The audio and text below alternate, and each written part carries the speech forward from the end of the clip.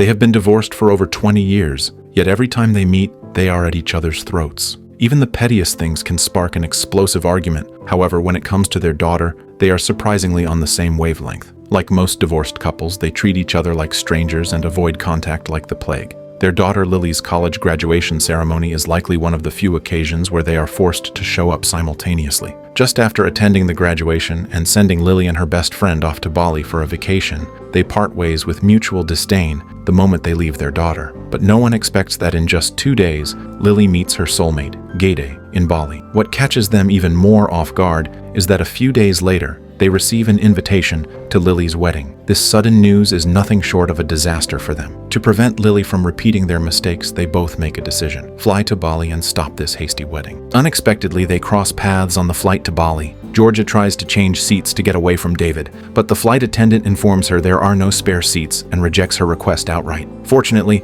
an elderly woman in the next seat is kind enough to offer a swap. But even with the distance, the bickering between Georgia and David never stops. Just then, Georgia's pilot boyfriend Paul suddenly appears. It turns out he specifically swapped shifts just to give Georgia a surprise. After a brief kiss, they still want more, so they take advantage of the plane's autopilot to sneak into the lounge for a date. Unfortunately, they run right into David. Aren't you supposed to be flying the plane, Paul? At least not making out with the passengers? Just this passenger.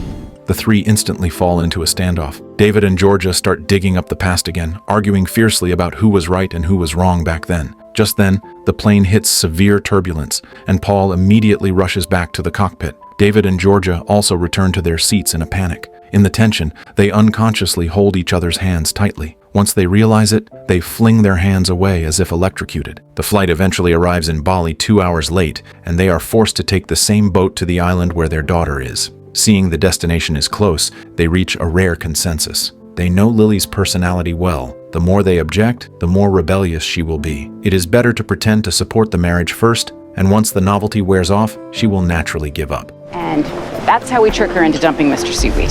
It's interesting. Now, I'm thinking about a Trojan horse sort of thing. We make her think we're okay with the wedding, and then once we're in, we get her to end it herself. That's literally what I just said. I don't remember anything about a Trojan horse. But in front of their daughter, Lily sees through their little trick at a glance. Are you guys sure you're good with this? Because you know you could just tell me. You don't have to do a whole Trojan horse thing. After an awkward explanation, they continue to take a bus to the destination. Due to the flight delay, Lily plans to take her parents directly to the engagement party, but the bus can only go halfway, and they need to walk the rest of the way. Just as they get off, they run into the future son-in-law who has come to meet them. After a simple greeting, Gede rides a motorcycle and takes Georgia ahead to the destination. Lily walks with her father to the party venue. This engagement party is grand and lively. Gede's father, Wyan, warmly welcomes David. David intends to make his position clear. No knife? Oh, no. It is a Balinese custom that upon meeting, the two fathers must cut deeply into their forearm. The other blood. Suddenly see your face. But the next second, this joke leaves David completely flustered. Immediately after, Gede's mother also comes up to say hello. Her lengthy 5-minute greeting is summarized by Gede's sister into a single sentence. She says welcome. During a break in the party, David finds Gede by the seaside for a talk. Well, nothing lasts forever. Marriage is supposed to. That's what I thought till I was sitting across from Georgia with a bunch of lawyers dividing up our stuff. Enjoy this. Right up until the minute that Lily ends it, which she will. Upon learning that he makes a living farming seaweed, David cuts straight to the chase. Using his own failed marriage as an example, he asserts that Lily's interest in everything here is just a whim, including her feelings for Gede, and she will leave as soon as the novelty fades. These words send Gede into deep thought. Back at the party, Gede's father immediately announces to everyone that, according to the oracle, the wedding will be officially held in 4 days. Although David and Georgia are reluctant, they can only agree temporarily. After the party, they go to the hotel together. Make sure I'm a long way from her. However, the receptionist misunderstands the situation, thinking they are a quarreling couple, and actually arranges their rooms right across from each other. Late at night, David tosses and turns, unable to sleep, so he gets up and goes to the bar to drink alone, where he accidentally runs into Lily's best friend, Ren. Under the influence of alcohol, dusty memories flood his mind. Once, David and Georgia also had a passionate love. They worked hard side by side. Although their days were full of boring hustles and uninterrupted arguments, They gritted their teeth and saved money to buy their own piece of land, dreaming of a stable life after building a house. But just as everything was about to get on track, a ruthless fire burned the unfinished house to ashes. 3 weeks later, their marriage came to an end. To this day, David still can't tell whether that disaster was an unavoidable act of nature or the final straw that finally broke their relationship. Early the next morning, David specifically asks about local wedding customs. If the rings are not successfully exchanged during the ceremony, it symbolizes a flawed marriage and the wedding can be postponed.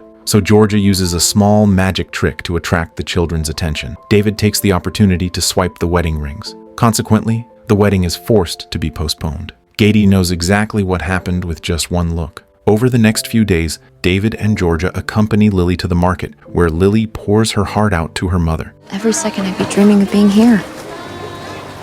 With him. You know, it's like you always say, why save the good stuff for later? These words make Georgia's determination begin to waver. On the other side, Gady is also blunt. Gady's words instantly provoke a rebuttal from David, but Gady immediately hits the nail on the head. Gady's words plunge David into contemplation. Gady's right. Their daughter has never been a bargaining chip between them, so why must everything be about winning or losing? And he and Georgia, wasn't it precisely because they always had to compete and prove who was right that they ended up where they are today? Both David and Georgia's hearts are quietly shaken. But as soon as they return to the hotel, they habitually start arguing again. Only this time, their argument isn't about their daughter. This quarrel actually allows them to pour out all the problems they have suppressed for a long time, and the tight relationship between them eases a lot. The next day, at Lily's request, David and Georgia go into the sea to harvest seaweed together. At first, they are relatively harmonious, but as the harvesting goes deeper, that familiar competitive spirit is reactivated. Good thing it's not a competition. It's a good thing. Lily watches from the shore, both confused and relieved. That night, they gather at a bar. To liven up the slightly dull atmosphere, David suggests adding a game segment. A duel between two generations kicks off. People are looking! As the game continues, Gade's team loses frequently, and after a few rounds, he is forced to drink a lot of alcohol. A strong urge to vomit rises, and Gade has to leave early with regret. Meanwhile, David and Georgia immerse themselves in the rhythm of the dance, seemingly finding back the chemistry lost for years. After a night of hangover, Georgia wakes up to find David actually sleeping next to her. Fortunately, they did not cross the line. Subsequently, she hurriedly picks up her pants and makes David put them on. Just then, a knock from her boyfriend Paul comes from outside the door, and they panic instantly. Georgia quickly sneaks away from the pool. After perfunctorily sending Paul away, they swap rooms at lightning speed and then rush to the restaurant to meet up. Originally, Gady planned to take everyone to the island to watch the sunset, but David suddenly interrupts the arrangement, insists on stopping a roadside taxi, and is determined to take everyone to a nearby ancient temple instead. As they are about to reach the temple, Geda quietly tells Lily the truth. Tradition says any unwed couple that visits them alone will never have happiness in marriage. After learning the temple's true meaning, Lily immediately grabs Gade and turns back to leave. Unaware of this, Georgia and Paul follow the guidance and arrive at the temple entrance first. Just as Georgia stops to take a rest, she turns around to see Paul proposing to her. Faced with this sudden proposal, Georgia is at a loss and cannot give Paul the answer he wants for a long time. In desperation, she has to confess that she stayed with David last night, but Paul is unusually calm after hearing it. Just as Georgia wants to explain further, a venomous snake suddenly darts out and bites Paul's leg. After emergency rescue at the hospital, Paul is out of danger, but he still refuses to give up and presses Georgia for an answer. Oh, remember that important thing that I asked you? Oh, yeah. Yep. What are you asking? To marry him. After Lily learns the news of her mother being proposed to, she is very worried about her mother's relationship. She bluntly states that being loved does not equal being in love, and her mother relies on Paul out of habit, not love. Ultimately, this proposal ends up unresolved in the chaos. Subsequently, they set off again to watch the sunset. On the way, David remains silent. Lily keenly senses her father's heavy heart and steps forward to ask gently.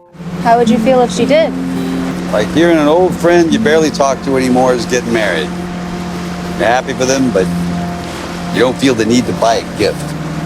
Meanwhile, Georgia, taking care of Paul in the hospital, also begins to waver about this relationship. Paul's appearance once made her think she found a safe haven, but in the silence of the hospital, detached from the daily hustle, she cannot help but miss those past times with David that were full of arguments, but incredibly real and vivid. At this moment, she finally understands that love requires real interaction and collision. Even if accompanied by contradictions, it is far more meaningful than the emptiness of mutual politeness. So, she takes a boat to the sunset viewing spot. Lily's words also help her see the truth. Since her daughter has chosen this relationship, she will surely carry on without hesitation. Instead of forcibly blocking it, it is better to sincerely fulfill it. As the sun sets, they stand side by side on the top of the mountain. Just as they are immersed in this rare, warm moment, an accident suddenly befalls them. The boat they docked at the shore has drifted into the deep sea. Worse still, there is no signal on the mountain, and the surroundings are uninhabited. Their only option now is to wait for the next morning and return with the tourists watching the sunrise.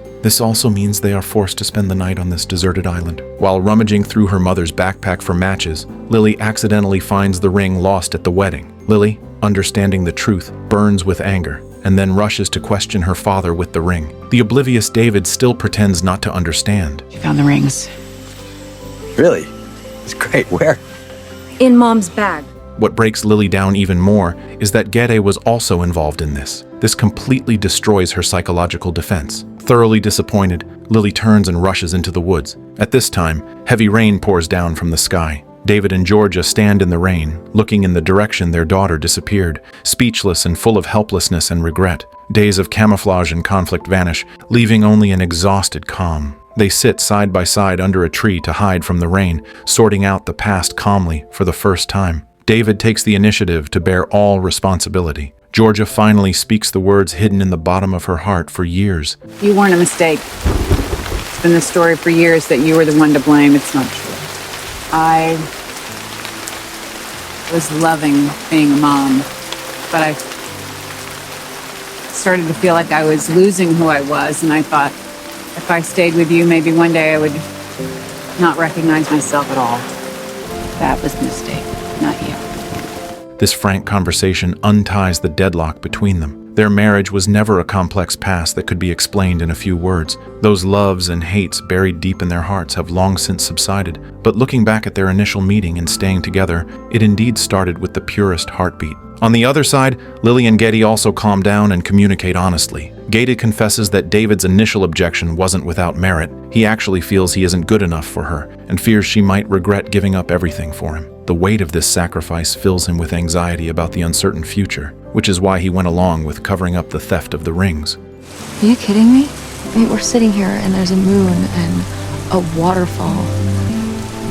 I'm in the most beautiful place I've ever been in my life, and all I can look at is you. This isn't some summer thing with a beginning and an end. This is forever.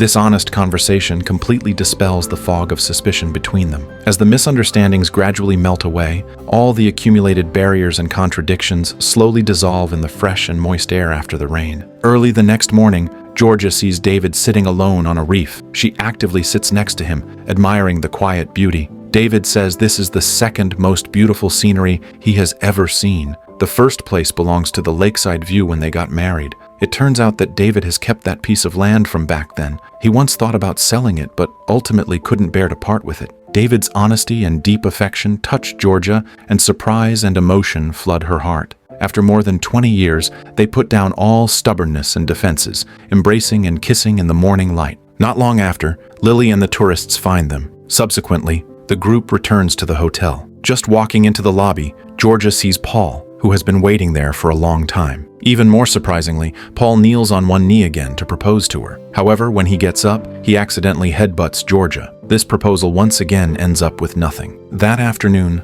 Lily's wedding is held as scheduled under the setting sun. David and Georgia stand not far away, looking at their daughter in her wedding dress, their eyes full of relief and love. The last ceremony of the wedding is about to begin. Gede, with apprehension but full sincerity, expresses his hope to receive David and Georgia's formal blessing. You don't need our blessing. We have it. It's here. What you two really need is each other. If your mother and I listened to her awful parents or my dumbass friends, then Lily wouldn't be here at all. And I think we can all agree that the world's a lot better place with Lily in it. So your mother and I are on your side. Thus, the wedding comes to a successful conclusion amidst warm applause. Later, David finds Georgia and tells her to accept Captain Paul's proposal. Paul's a good guy. If he makes you half as happy as we were when we were happy, then you should say yes. Maybe I'm too old to feel young anymore. I think I missed something critical and now it's too late. You look like you're in your prime to me. After the conversation ends, David comes to the seaside alone. Looking back on the past with Georgia, his heart is full of emotion. Although he always talks about the failure of the marriage, deep down he has never truly let go of Georgia. But Georgia does not listen to David's words. This time she does not hesitate at all and decisively rejects Paul. When she sees David and the children flying kites happily on the beach, a smile of relief appears on her face. After the wedding, David and Georgia prepare to return. After saying goodbye to their daughter, they board the return ship together. The same seats carry a state of mind completely different from when they came. Eyes meeting, no words are needed to understand the feelings at the bottom of each other's hearts. They slowly hold the hands that were once let go, rushing together toward their second happiness. David and Georgia missed each other back then because they were young and arrogant. Lily and Gady almost let love lose to reality because they were too impulsive. But fortunately, they all have the opportunity to re-examine their feelings. David and Georgia rediscover each other's strengths while trying to sabotage their daughter's wedding, and in the process, they regain the chemistry they once shared. Lily and Gady understood in the test of the rainstorm that marriage requires not only liking, but also responsibility and communication. Marriage is not a ticket to paradise. Love is, and a second chance is the best gift God gives us.